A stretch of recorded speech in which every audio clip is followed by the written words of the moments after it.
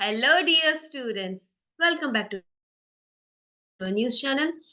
Yes, students, so today's news is was animal fat present in Tirupati laddus? Now, students, there was a controversy over the use of beef tallow in Tirupati laddu, right?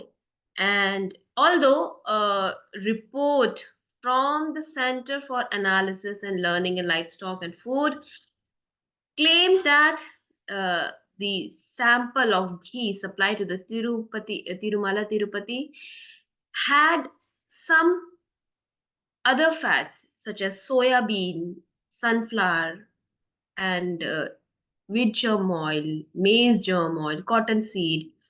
But there is no definitive confirmation that beef tallow was present in the Tirupati laddus, right?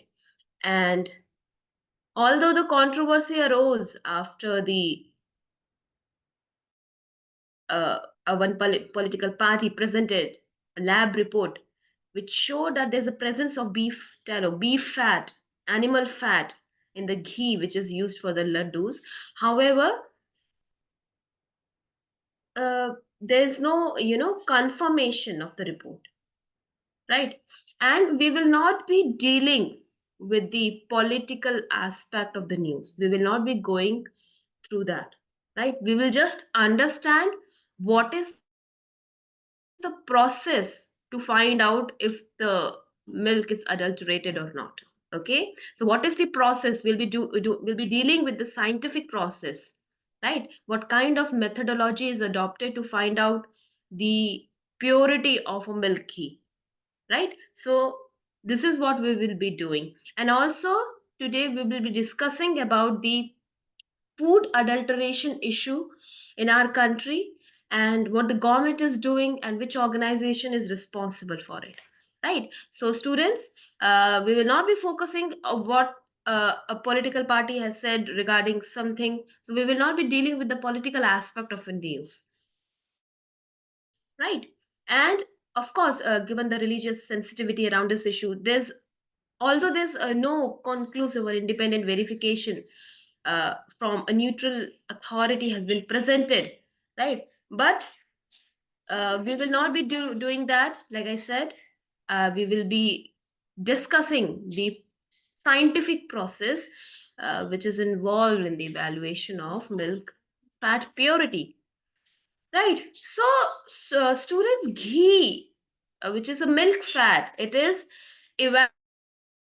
evaluated for purity using a certain set of scientific methods, right? And this scientific method, it includes analyzing its chemical composition and physical properties, right? There's a physical property test, like scientists first check the texture, color, and smell of ghee. See, pure ghee has a distinct golden yellow color, a smooth texture, and a nutty fragrance. However, these physical tests are not enough to prove that the ghee is pure or not. So more detailed scientific methods are used, right? And uh, there's a method mentioned in this article. It's known as gas chromatography. Okay. Yes, gas chromatography is a method in this article. Yes, in this paragraph. So, what is gas chromatography? Students, gas chromatography, it's a, you can say it's a cool scientific method used to find out what different things are in a mixture like milk solids. So it's it helps them separate and identify different parts of a mixture by using gas.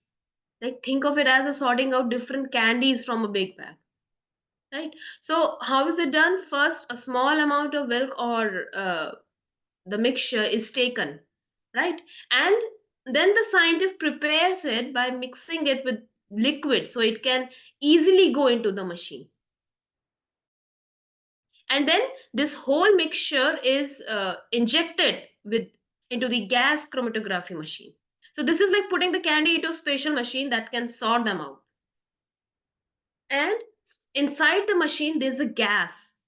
Okay, एक gas है उस machine में जहां पर हमने sample inject किया है.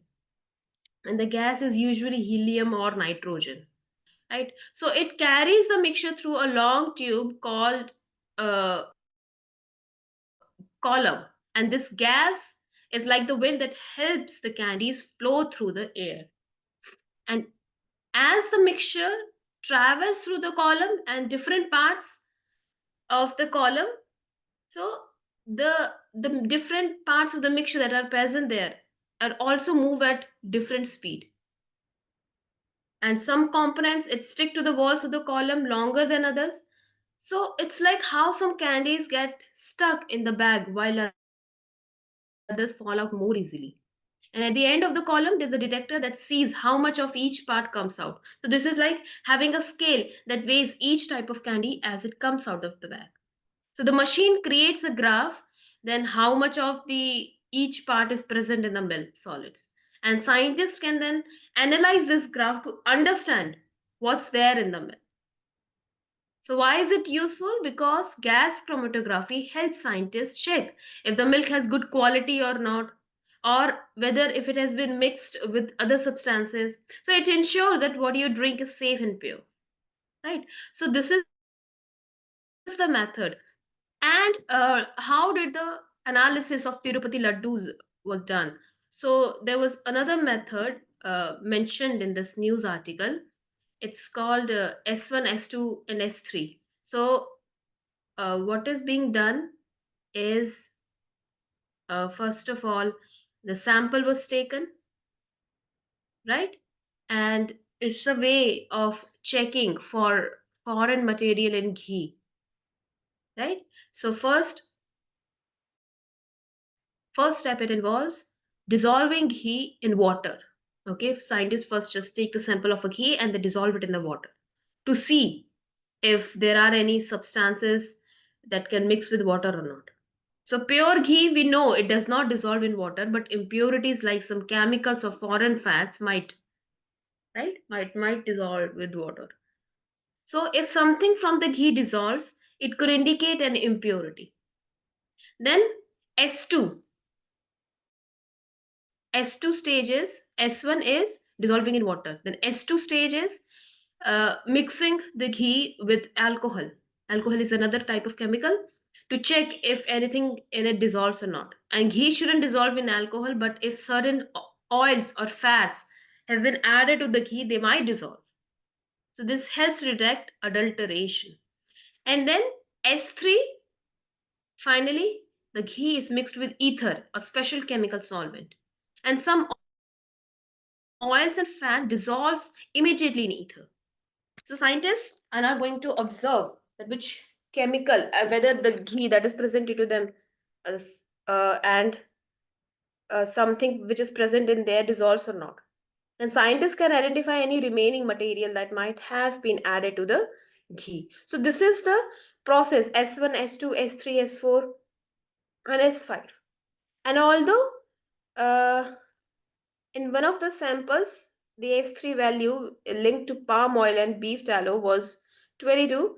However, this alone doesn't indicate the presence of beef tallow. This is what the article is saying, right? There have been cases where scientists have found that there was a presence of other oils like palm oil, sunflower oil, soybean oil.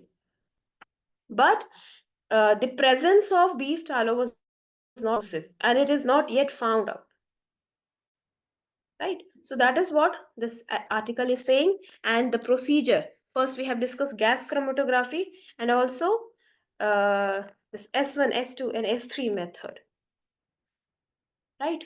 Now students, the controversy surrounding the alleged presence of beef tallow in a religious offering, it can have significant impact on the public, right? Especially we know the religious and cultural importance of these offerings. So devotees, of course, they might feel betrayed, right? But There's also a concern of there's also another aspect of this news article. It's about food safety and transparency in our country. And this controversy, it could prompt broader public discussion on the safety and purity of food in religious and public institutions, right? And it could lead to demand for stricter monitoring and transparency regarding the sourcing and how the preparation of food is being done in the religious institution and even in the public institution. And students, food safety, transparency, for that matter, are important issues in India because they affect the health and trust of the people who consume food. So, what is food safety? Food safety means making sure the food we eat is clean, healthy, and free from harmful substances like germs, chemicals, or other dangerous material. See, if the food is not safe, it can make people sick.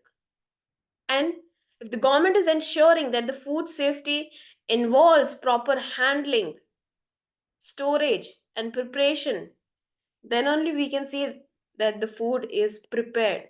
Food prepared in our country is safe. At the same time, food transparency means giving people clear information about where their food comes from and how it was made, and in fact what ingredients were used. So it also includes ensuring that the labels on the food products are accurate and reliable. For example, if a product is labeled as a pure ghee, it should not have any other oils mixed in it. That is what food transparency is. And why is food safety and transparency an issue in India? Because we have seen in India sometimes food is mixed with cheaper or harmful ingredients to make more money. For example, milk might be mixed with water or harmful chemicals, and spices might have artificial colors. So this makes food unsafe and healthy to and unhealthy to eat. At the same time, students, there is also lack of proper inspection. Not all food manufacturing places are checked properly by the government. And sometimes even safety rules are ignored. And this results in reaching a bad quality food at the market. And ultimately, work plates, right? And there are also unhygienic conditions are present in preparing food. For example, in many small food shops or stalls, food is prepared in places that are not clean. And this can lead to contamination by bacteria or other germs, and it can make people sick. Moreover, students, sometimes food labels do not provide the correct information. For example, if a packet says that it contains 100% fruit juice, but actually has a lot of sugar and preservative content, so it's quite misleading for the consumer. So, what we can do as a consumer is we always have to check the ingredient list, right? And if we talk about the agriculture in farming, many farmers use too many chemicals to grow fruits and vegetables faster. And these chemicals can remain on the food and harm our health if it is not handled properly. So, this is also a source of contamination. And if the food safety is not maintained, people get sick from food. And in some case, it can be serious or even deadly.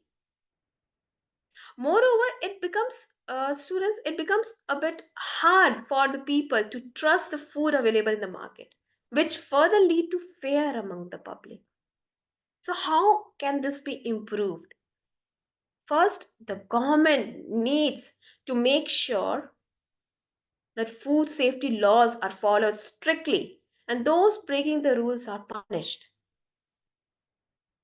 And if there's more frequent checks by food safety officers, it can ensure that places preparing food maintain cleanliness and they use safe ingredients,